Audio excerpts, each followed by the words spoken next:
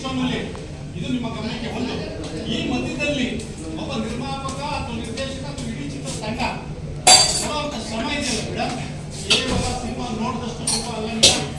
ವರ್ಷಗಟ್ಟಲೆ ಕಾಲ ನಾವು ನಮ್ಮ ಕಥೆಗೋಸ್ಕರ, ಸಂಭಾಷಣೆಗೋಸ್ಕರ, ಕಲಾವಿದರ ಡೇಟ್ಗೋಸ್ಕರ, ತಂತ್ರಜ್ಞರ ಡೇಟ್ಗೋಸ್ಕರ ಲೊಕೇಶನ್ಗಳು ಹಂಟು ಮಾಡಿ ಇದೇ ತರ ಕಾಸ್ಟ್ಯೂಮ್ ಇರಬೇಕು.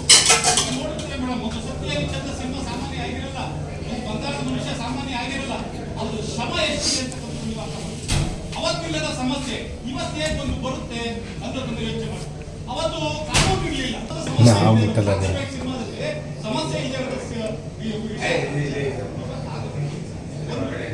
ಇಲ್ಲ ಅಂತ ಹೇಳ್ತಿಲ್ಲ.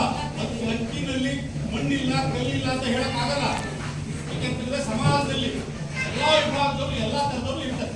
ಆದರೆ ಬಹುತೇಕ ಏನು ಇದೆ, ಹಾಗಾಗಿ ಇದೆಲ್ಲವನ್ನು ನಮ್ಮ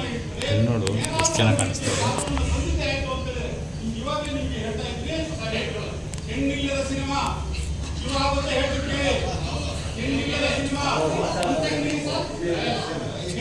ಹೆಣ್ಣಿಲ್ಲದ ಕಥೆ, ನಾಯಕಿ ಇಲ್ಲದ ನಾಯಕ, ನಾಯಕಿ ಬೇಕಿಲ್ಲದ ಪ್ರೇಮ ಕಥೆ, ನಾಯಕಿ ಇಲ್ಲದ ಕಾಮಕತೆ, ತಾಯಿ ಇಲ್ಲದ ಕವರು, ಅಮ್ಮನಿಲ್ಲದ ಕಂದ, ಭಕ್ತಿ ಇಲ್ಲದ ಪತಿ, ಅವಳಿಲ್ಲದ ಅವನು, ಹಳದಿ ಇಲ್ಲದ ಮನೆ, ತಾಯಿ ಇಲ್ಲದ ತಂದೆ, ಹೆಂಡರಿಲ್ಲದ ಗಂಡನಿರು, ಹೆಂಡತಿಗೆ ಬೇಡಂದ ಗಂಡ, ಅವಳಿಗಾಗಿ ಇವರಿಲ್ಲ, ಅವಸರಕ್ಕೆ ಅವಳೇ ಕಾರಣ, ಅನಾಹುತಕ್ಕೆ ಅಲಗಡಿಯೇ ಕಾರಣ, ಅನ್ನಪೂರ್ಣೇಶ್ವರಿ ಅನ್ನೋ ಪದ ಇರಲ್ಲ.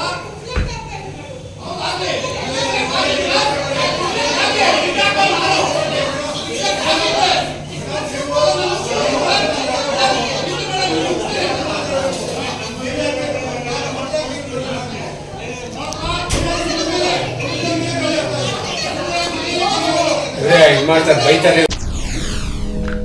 SSTV ಸಿನಿಮಾ ಜಗತ್ತಿನ ಕ್ಷಣ ಕ್ಷಣದ ಸುದ್ದಿಯೊಂದಿಗೆ.